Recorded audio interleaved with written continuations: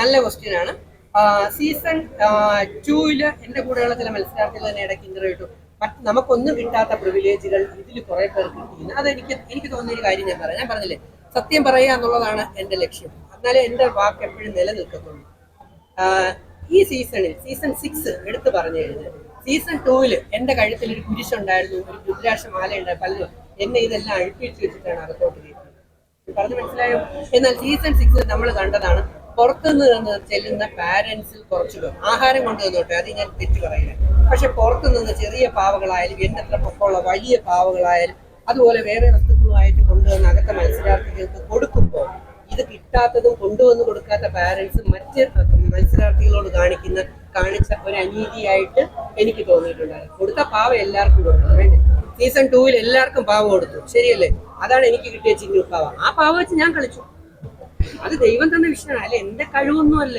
ജനങ്ങൾ എന്നെ ഇഷ്ടപ്പെട്ടത് ദൈവം തന്ന ഒരു അവസരമാണ്. അപ്പൊ ഈ സീസണിൽ എനിക്ക് ഇഷ്ടപ്പെടാതെ പോയ രണ്ടാമത്തെ ഒരു കാര്യം എന്ന് പറയുന്നത്, പുറത്തുനിന്ന് വന്ന രക്ഷകർത്താക്കളിൽ ചിലർ വന്നിട്ട് അകത്തുള്ള മത്സരാർത്ഥികളുടെ കഴുത്തി കിടന്ന മാലകളെല്ലാം മാറ്റിയിട്ട് പിന്നെ ഇവർ കൊണ്ടുവന്ന മാല ഇട്ട് കൊടുത്തിട്ട് അത്രയൊക്കെ സ്വാഗതം. അതെങ്ങനെ ശരിയാണ്? അപ്പൊ പിന്നെ ഇതൊക്കെ മറ്റു മത്സരാർത്ഥികളോട് കാണിക്കുന്ന ഒരു അനീതിയില്ല. കാരണം വരാൻ പോകുന്ന സീസണുകളിൽ ഇങ്ങനെയൊന്നും സംഭവിക്കാതിരിക്കുക. കാരണം ഇങ്ങനെയൊക്കെ സംഭവിക്കുമ്പോൾ ഉണ്ടാകുന്ന സംഭവം എന്ന് പറയുന്നത് സീസണിന്റെ ക്രെഡിബിലിറ്റിയെ, സീസണിന്റെ ബിഗ് ബോസ് ഷോയുടെ ഒരു വിശ്വാസ്യതയെ താഴേക്ക് കൊണ്ടുപോകും. ഈ സീസൺ താഴേക്ക് പോകാൻ പാടില്ല.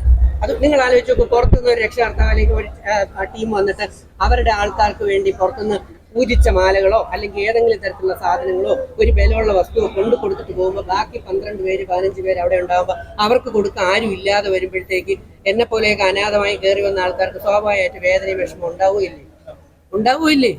നിങ്ങൾ വെറുതെ പിടിക്കരുത്. നിങ്ങൾ മുമ്പോട്ട് കയറിയാണ്. അത് പാടില്ല. കൊടുക്കുന്നെങ്കിൽ എല്ലാവർക്കും കൊടുക്കണം, അല്ലെ?